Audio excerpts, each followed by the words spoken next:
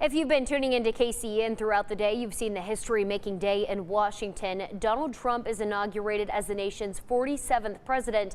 We're taking a live look at the White House. Inaugural events have been going on all day and continue late into the night.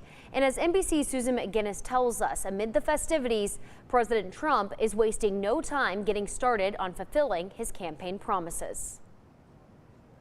I, Donald John Trump, do solemnly swear. President Trump retaking power with renewed energy and purpose. Congratulations, Mr. President. The inaugural address promising action. The golden age of America begins right now. Echoing themes that won him the White House. I will declare a national emergency at our southern border.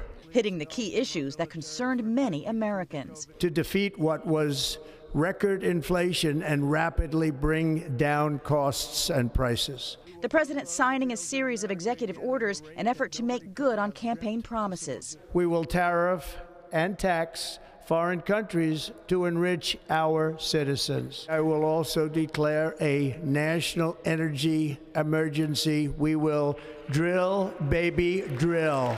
President Trump also declaring it U.S. policy to recognize two genders only, male and female, and intending to rename the Gulf of Mexico the Gulf of America. And in a possible test of the limits of presidential authority, claiming the Panama Canal will become U.S. territory. We didn't give it to China, we gave it to Panama, and we're taking it back.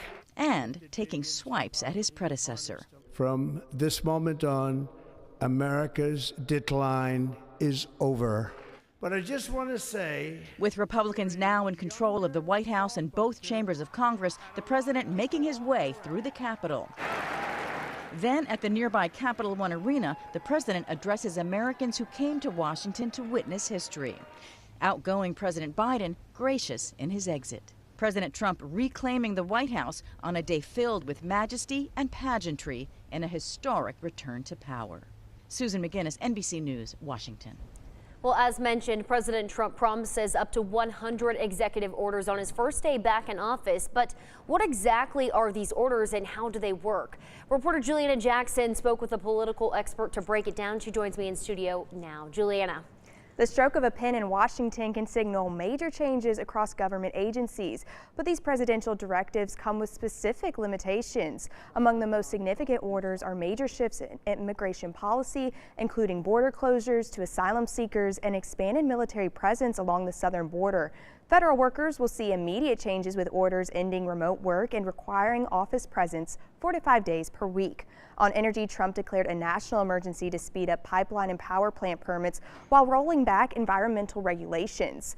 But Texas A&M University Central Texas political science professor Dr. Jeffrey Dixon said executive orders only reach so far.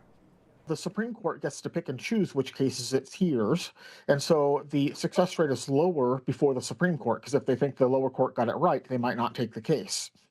In front of the Supreme Court, the president has prevailed about 60% of the time, but that depends on what party the president is and what party the majority of the Supreme Court was appointed by.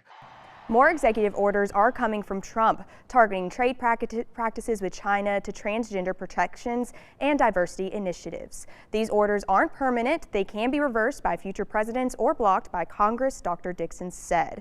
Dr. Dixon also shared that executive orders have a 90% success rate in lower courts, but face more scrutiny at the Supreme Court level. Tonight at 6, to hear more on the executive orders signed today and how it might affect Central Texans, come back here on KCN to hear more. All right. Thank you so much, Juliana.